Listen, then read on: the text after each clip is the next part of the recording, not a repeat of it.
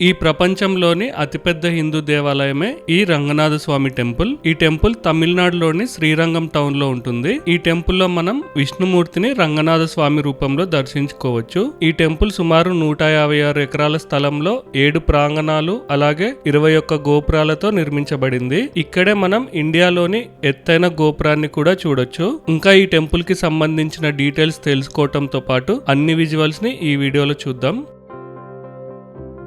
ఇదే Ranganatha Swamy temple south గోపురం. దీన్ని రాజగోపురం అని పిలుస్తారు. ఇదే ఇండియాలోని ఎత్తైన గోపురం.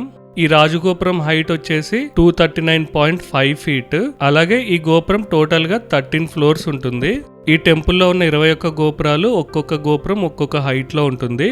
టైం మార్నింగ్ 7 అయ్యింది, అందుకే ఇంకా ట్రాఫిక్ స్టార్ట్ కాలేదు. ఈ గోపురం ముందర ఒక చిన్న మండపం ఉండటం వల్ల గోపురం మొత్తం వ్యూని కవర్ చేయడం కుదరదు. నేనైతే అన్ని యాంగిల్స్ లో కవర్ చేయడానికి ట్రై చేస్తున్నాను. మీరు హోటల్ ఎటు సైడ్ తీసుకున్నా సరే ఈ గోపురం నుండి టెంపుల్ లోపలికి ఎంటర్ అవ్వడానికి ట్రై చేయండి. అలాగే చాలా మంది టెంపుల్ దగ్గరలో వెహికల్ పార్క్ చేసి డైరెక్ట్ గా దర్శనానికి వెళ్తుంటారు. వాళ్ళు ఈ గోపురాన్ని చూడడం మిస్ అవుతారు. ఇంత దూరం వచ్చి ఇండియాలోని ఎత్తైన గోపురాన్ని చూడడం మిస్ కాకండి. అలాగే చాలా మంది టూరిస్ట్ బస్సుల్లో వచ్చిన వాళ్ళు కూడా ఈ గోపురాన్ని చూడడం మిస్ అవుతుంటారు. మీరు కొంత టైం తీసుకొనైనా సరే ఇక్కడికి వచ్చి ఈ గోపురాన్ని ఒకసారి విజిట్ చేసి వెళ్ళండి. ఫస్ట్ ఫ్లోర్ లో మీరు చాలా పెద్ద విష్ణుమూర్తి విగ్రహాన్ని చూడొచ్చు. ఈ గోపురంలో అన్ని ఫ్లోర్స్ సిమిలర్ డిజైన్ తోనే ఉన్నాయి. అలాగే ఈ గోపురం పైన ఎక్కువ శిల్పాలు అయితే లేవు. ఇదే ఎంట్రన్స్, చూస్తున్నారు కదా ఎంత హైట్ ఉందో. ఇదే ఇండియాలోని అతిపెద్ద రాజగోపురం. ఈ గోపురం లోపల పిల్లర్స్ ను ఒకసారి చూడండి ఎంత పెద్దగా ఉన్నాయో. ఒక్కొక్కటి 40 ఫీట్ పైనే ఉంటాయి. మొత్తం పిల్లర్ ని సింగిల్ స్టోన్ తోనే మలిచారు. ఈ గోపురాన్ని ఫస్ట్ విజయనగర రాజైన అచ్యుతదేవరాయ 1500వ సంవత్సరంలో స్టార్ట్ చేశాడంట. కానీ తన మరణాంతరం దీని కన్స్ట్రక్షన్ ఆగిపోయింది. తర్వాత 1987లో దీన్ని కంప్లీట్ చేశారు. ఇక్కడున్న అన్ని పిల్లర్స్ పైన కొన్ని శిల్పాలని మీరు చూడొచ్చు. నేనైతే ఫస్ట్ టైం ఇక్కడికి వచ్చాను. తమిళనాడు టెంపుల్స్ లో చాలా గోపురాలు పెద్దగా ఉంటాయి, కానీ ఇది మాత్రం అన్నింటికన్నా చాలా స్పెషల్ గా అనిపిస్తుంది. ఈ గోపురం అన్ని గోపురాల కంటే పెద్దది. అలాగే లోపల శిల్పాలు కూడా అన్ని గోపురాల కంటే చాలా ఎక్కువగా ఉన్నాయి. ఈ శ్రీరంగం టౌన్ ఒక ఐలాండ్ లాగా కావేరి నది మధ్యలో ఉంటుంది. శ్రీరంగంలో హోటల్స్ చాలా తక్కువగా ఉంటాయి, అందుకే రేట్స్ కొంచెం ఎక్కువగా ఉంటాయి. కొంతమంది త్రిచిలోనే రూమ్స్ తీసుకొని ఇక్కడికి వచ్చి 2 దేవాలయాలను విజిట్ చేసి వెళ్తుంటారు. ఈ గోపురం తర్వాత మరో 6 గోపురాలను దాటాక మనం రంగనాథ స్వామిని దర్శించుకోవచ్చు. నేనైతే ప్రతి గోపురాన్ని కవర్ చేశాను, సో మీరు చూడడం మిస్ కాకండి. రాజగోపురం దాటాక ఇక్కడ 2 ఏనుగులు అలాగే ఒక తెల్ల గుర్రం కనిపించాయి. ఇక్కడ భక్తులు వీటికి ఆహారం తినిపించి ఆశీర్వాదం తీసుకోవచ్చంట. 2 ఏనుగులు డాన్స్ చేస్తూ అందరినీ ఆకట్టుకుంటున్నాయి. చాలా రిథమిక్ గా డాన్స్ చేస్తున్నాయి. ఇదే తెల్ల గుర్రం. ఇది 2వ గోపురం, చిన్న గోపురమే. ఈ గోపురం పైన కొన్ని శిల్పాలను మీరు చూడొచ్చు. ప్రతి గోపురం తర్వాత ఒక ప్రాంగణం స్టార్ట్ అవుతుంది. ఆ ప్రాంగణం చుట్టూ ఇలా ఎత్తైన గోడ ఉంటుంది. నెక్స్ట్ ఇది 3వ గోపురం. ఇక్కడున్న గోపురాలు ఒక్కొక్కటి ఒక్కొక్క టైంలో నిర్మించబడ్డాయి.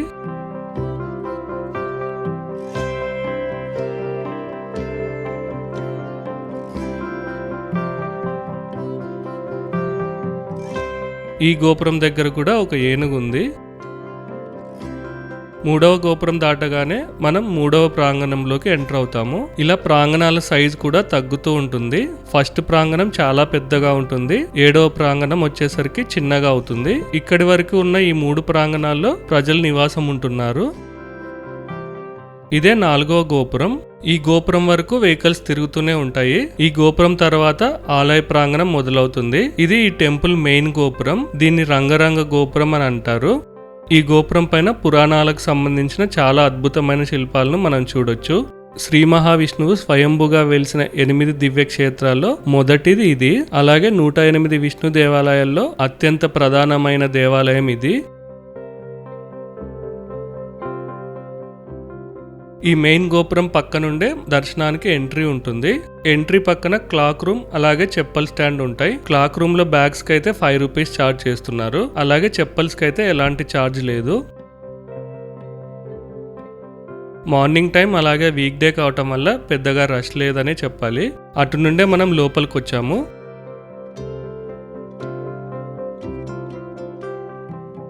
లోపల కూడా కొన్ని చిన్న చిన్న షాప్స్ ఉన్నాయి. ఈ ప్రాంగణంలో రంగనాథ స్వామి ఆలయంతో కలిసి మొత్తం 53 ఆలయాలు ఉంటాయి.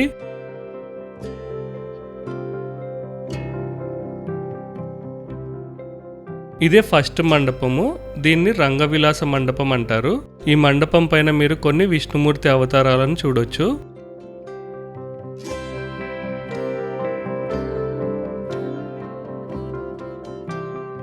అలాగే ఈ మండపం ఫ్రంట్ సైడ్ ఉన్న పిల్లర్స్ పై యాలీలపై స్వారీ చేస్తున్న రాజుల శిల్పాలను చాలా అద్భుతంగా మలిచారు. మనం చాలా వరకు టెంపుల్స్ లో ఒట్టి యాలీలనే చూస్తుంటాము. ఇక్కడైతే యాలీల పైన స్వారీ చేస్తున్న రాజులు కూడా ఉన్నారు. ఈ యాలీలు ఏనుగు కంటే చాలా పెద్దవి అన్నట్లుగా ఇక్కడ మలిచారు. అంత పెద్ద జంతువుల్ని కూడా రాజులు కంట్రోల్ చేయగలిగేవారని చెప్పడానికే వీటిని మలిచారు అని అనుకుంటున్నాను. మండపం లోపల కూడా సింగిల్ స్టోన్ తో మలచబడ్డ పెద్ద పెద్ద పిల్లర్స్ ఉన్నాయి.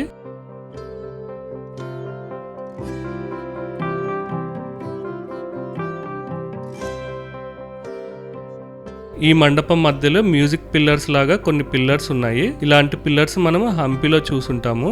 ఇలా కొన్ని మండపాల స్టైల్ ని బట్టి ఈ మండపాన్ని నిర్మించింది విజయనగర రాజులు అని చెప్పొచ్చు. ఒక్కొక్క రాజవంశస్థుల కాలంలో ఒక్కొక్క ఆర్కిటెక్చర్ ని ఫాలో అవుతుంటారు. ఈ మండపంలో బలిపీఠం కూడా చాలా పెద్దగా ఉంటుంది.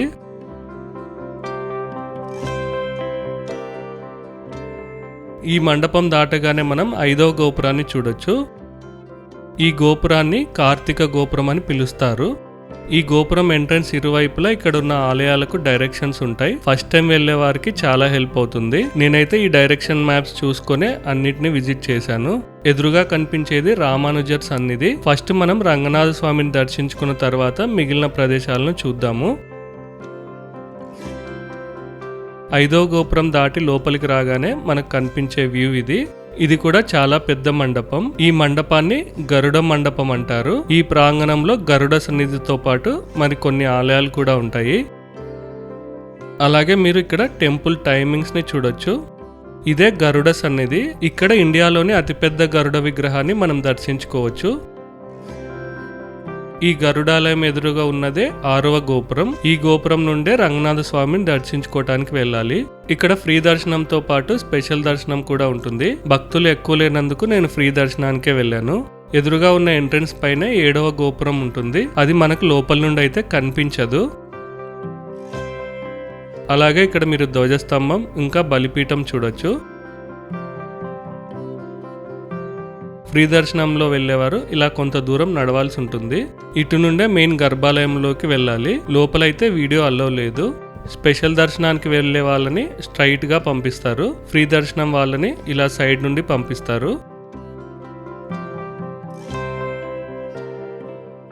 నాదైతే దర్శనం అయిపోయింది. చాలా దగ్గర నుండి మనం విష్ణుమూర్తిని దర్శించుకోవచ్చు. చాలా పెద్ద విగ్రహము, చాలా అద్భుతంగా ఉంటుంది. ఇదే ఇండియాలోని అతిపెద్ద విష్ణుమూర్తి విగ్రహము.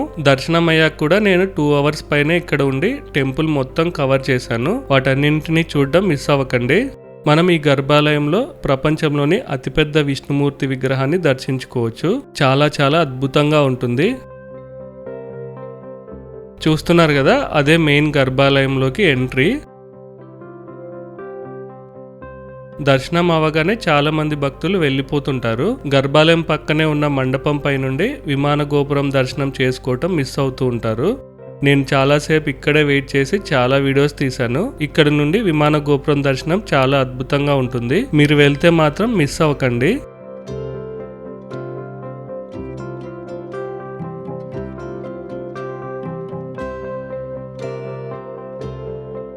వీడియోస్లో అయితే చాలా బాగా కనిపిస్తుంది. సన్లైట్ కారణంగా డైరెక్ట్గా కూడా నాకు ఇంత బాగా కనిపించలేదు. ఈ విజువల్స్ అయితే మీరు ఎక్కడా చూసుండరు. దర్శనం అయ్యాక ఈ వీడియోస్ని చూసి నాకే చాలా హ్యాపీగా అనిపించింది. ఈ వీడియోస్లో ప్రతి చిన్న డీటెయిల్స్ చాలా క్లారిటీగా కనిపిస్తున్నాయి.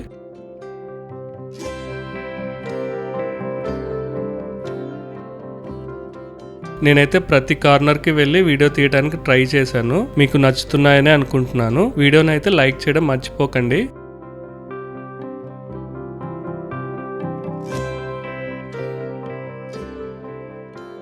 విమాన గోపురం దర్శనం అయ్యాక ఇక్కడ నుండే మనం బయటకు వెళ్ళాలి. ఇక్కడ కూడా ఒక ఆలయం ఉంది. ఈ ఆలయం పక్కనే ఉన్న మండపం పై నుండి కూడా మనం విమాన గోపురాన్ని దర్శించుకోవచ్చు. ఇది విమాన గోపురం బ్యాక్ సైడ్ వ్యూ. ఈ విమాన గోపురాన్ని మనం 3 వైపుల నుండి దర్శించుకోవచ్చు. 4వ సైడ్ మాత్రం మనకు కనిపించదు.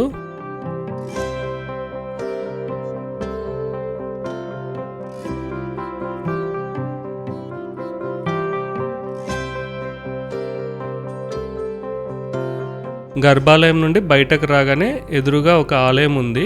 ఆ ఆలయ మండపం రూఫ్ పైన మీరు బంగారు ప్లేట్స్ పైన మలచబడ్డ బల్లులను చూడొచ్చు. వాటినైతే మనం ఇలా దూరం నుండి చూడాల్సిందే. కంచి టెంపుల్లో లాగా వాటిని టచ్ చేయడానికి లేదు.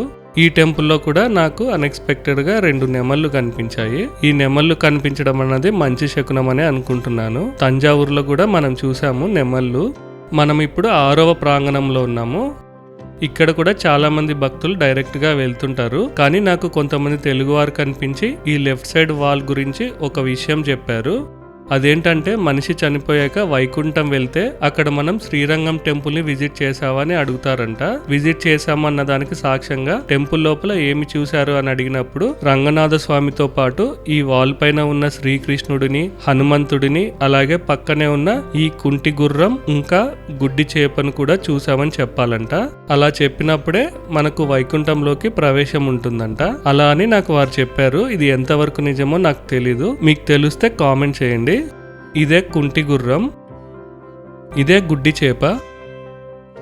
ఈ వాల్ను దాటి కొంత ముందుకు రాగానే మనం 7వ ప్రాంగణం ఎంట్రీ దగ్గర ఉన్న ధ్వజస్తంభం వద్దకు చేరుకుంటాము.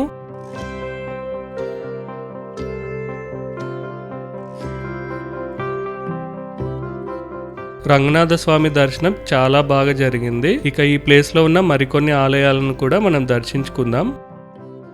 ఇది ఇందాక మనం చూసిన గరుడ మండపం. ఇక్కడ ఉన్న గరుడ సన్నిధిలోని విగ్రహాన్ని మీకు చూపించడానికి ట్రై చేస్తున్నాను. ఈ ప్లేస్ లో అయితే ఎవ్వరూ వీడియోస్ తీయటం లేదు. అందుకే నేను కూడా ఇలా దూరం నుండే వీడియో తీశాను. ఈ సన్నిధిలో ఉన్న గరుడ విగ్రహం హైట్ వచ్చేసి 25 ఫీట్. 5వ గోపురం నుండి ఇటువైపు వెళ్తే చక్రతాళ్వార్ సన్నిధి ఉంటుంది. ఇక్కడ మనం ఈ రూపంలో ఉన్న విష్ణుమూర్తిని దర్శించుకోవచ్చు. లోపలైతే వీడియోస్ అలో లేదు. ఇక్కడ నుండి వీడియో తీయడానికి ట్రై చేశాను కానీ ఏమీ కనిపించట్లేదు. ఈ మండపం నుండి అలా లాస్ట్కి వెళ్తే నార్త్ గోపురం వైపు వెళ్తాము. చూస్తున్నారు కదా, ఆ లాస్ట్ నుండి ఇక్కడికి వచ్చాము. ఈ టెంపుల్ అయితే చాలా పెద్దది. మొత్తం కవర్ చేయాలంటే చాలా ఓపిక ఉండాలి.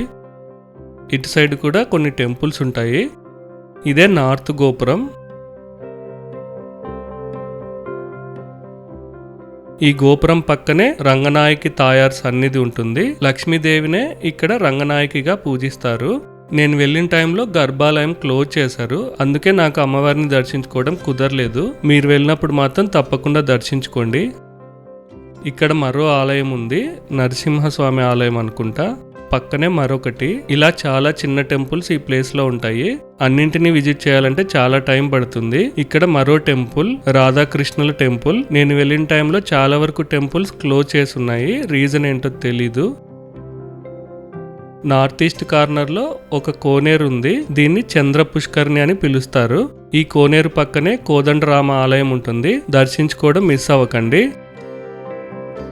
కోదండరాముని దర్శించుకుని ఈస్ట్ గోపురం వైపు వస్తే ఇక్కడ మీరు 1000 పిల్లర్స్ మండపాన్ని చూడొచ్చు. చాలా పెద్ద మండపం. ప్రజెంట్ అయితే ఏదో వర్క్ నడుస్తుంది, అందుకే లోపలికి అలో చేయట్లేదు. చాలా వరకు టెంపుల్స్ లలో ఈ 1000 పిల్లర్స్ మండపాన్ని ఫెస్టివల్ టైంలో మాత్రమే ఓపెన్ చేస్తున్నారు. ఇదే ఈస్ట్ గోపురం. దీన్ని వెల్లై గోపురం అని పిలుస్తారు. అన్ని గోపురాలకు కలర్స్ ఉంటాయి, కానీ ఈ ఒక్క గోపురం మాత్రం వైట్ కలర్ లో ఉంటుంది. ఈ గోపురానికి ఒక హిస్టరీ ఉంది. ఈస్ట్ గోపురంకి లెఫ్ట్ సైడ్ శేషరాయర్ మండపం ఉంటుంది. ఈ మండపం ఫ్రంట్ సైడ్ ఉన్న అద్భుతమైన శిల్పాలను మీరు ఎక్కడా చూసుండరు. ఒక్కొక్క శిల్పాన్ని చాలా అద్భుతంగా మలిచారు. వీటన్నింటినీ సింగిల్ స్టోన్ పైనే మలిచారు. గ్రానైట్ స్టోన్స్ పైన ఇంత క్లియర్ గా శిల్పాలను మలచడం అంటే చాలా చాలా గ్రేట్ అనే చెప్పాలి. నేనైతే వీటిని వీడియో తీయకుండా ఉండలేకపోయాను. ఒక్కొక్క శిల్పము ఒక్క రకంగా ఉంది. రాజులు యుద్ధం చేస్తున్న సన్నివేశాలను ఇక్కడ మనం చూడొచ్చు. ఒక్కొక్క చోట ఒక్కొక్క రకమైన యుద్ధ భంగిమలో మనం ఇక్కడ శిల్పాలను చూడొచ్చు. ఈ మండపం లోపల కూడా చాలా శిల్పాలు ఉన్నాయి. మీరు వెళ్ళినప్పుడు కొంచెం ఓపిక చేసుకొని మొత్తం టెంపుల్ ని విజిట్ చేయండి. ఇలాంటివి మీరు మళ్ళీ చూడలేరు. అందుకే నేను మరీ చెప్తున్నాను. ఈ టెంపుల్ నిర్మాణాన్ని చోళులు మొదలు పెట్టారు. తర్వాత పాండ్యులు, హోస్లేయ రాజులు, వారి తర్వాత విజయనగర రాజుల వరకు ఈ టెంపుల్ ని డెవలప్ చేసుకుంటూ వచ్చారు. చూస్తున్నారు కదా, ఇటు సైడ్ అయితే ఎవ్వరు రావటం లేదు. నేను ఒక్కనే వీడియోస్ తీసుకుంటూ తిరుగుతున్నాను. ఈ ప్లేస్ లో చాలా టెంపుల్స్ ఉంటాయి. ఒక్కొక్కసారి మనకు రూట్ కూడా తెలీదు. గూగుల్ మ్యాప్స్ లేకపోతే మనం ఎక్కడున్నామో కూడా అర్థం కాదు. ఈ టెంపుల్కి వచ్చిన ప్రతి ఒక్కరూ దర్శించుకునే ఆలయాల్లో రామానుజర్ సన్నిధి కూడా ఒకటి. ఇక్కడ 860 సంవత్సరాల క్రితం రామానుజర్ వారు తమ ప్రాణాలను వదిలేశారు. కానీ ఇప్పటికీ తన శరీరం మాత్రం చెక్కు చెదరకుండా అలాగే ఉంది. ఆయన శరీరాన్ని ప్రత్యేక మూలికలను యూజ్ చేసి భద్రపరిచారు. అందుకే తన శరీరం ఎర్రగా శిల్పంలాగా కనిపిస్తూ ఉంటుంది. తెలియని వారైతే దాన్ని విగ్రహం అని అనుకుంటారు. చివరిగా ఫస్ట్ టైం ఈ టెంపుల్ విజిట్ చేసేవారు తప్పకుండా చూడవలసిన ప్లేస్ ఈ 21 గోపురాల వ్యూ పాయింట్. ఇది సౌత్ గోపురం వైపున్న రంగవిలాస మండపం పై నుండి ఉంటుంది. ఈ మండపం లోపలే మనకు టికెట్ కౌంటర్ ఉంటుంది. ఇదే టికెట్ కౌంటర్. చాలా మందికి ఇది తెలియక మిస్ అవుతుంటారు. టికెట్ ప్రైస్ వచ్చేసి 50 రూపీస్. టికెట్ కౌంటర్ బ్యాక్ సైడే ఇలా పైకి స్టెప్స్ ఉంటాయి. ఒకసారి మొత్తం వ్యూని చూడండి. ఇక్కడ నుండి మొత్తం 21 గోపురాలను చూడొచ్చు. నేను వెళ్ళిన టైంలో అయితే ఎవ్వరూ లేరు. అందుకే ఎలాంటి డిస్టర్బెన్స్ లేకుండా వీడియోస్ తీయగలిగాను. చాలా తక్కువ టెంపుల్స్ లో ఇలా చూడటానికి అవకాశం ఉంటుంది. వీడియోలో ఎలా ఉందో కానీ ఇన్ని గోపురాలను ఒకేసారి లైవ్ లో చూస్తుంటే మాత్రం వేరే లోకంలో ఉన్న ఫీలింగ్ కలుగుతుంది. ఈ టెంపుల్లో ప్రతిదీ ఒక అద్భుతమనే చెప్పాలి. లైఫ్ లో ఒక్కసారైనా విజిట్ చేయవలసిన టెంపుల్స్ లో ఇది కూడా ఒకటని నేను ఖచ్చితంగా చెప్తాను.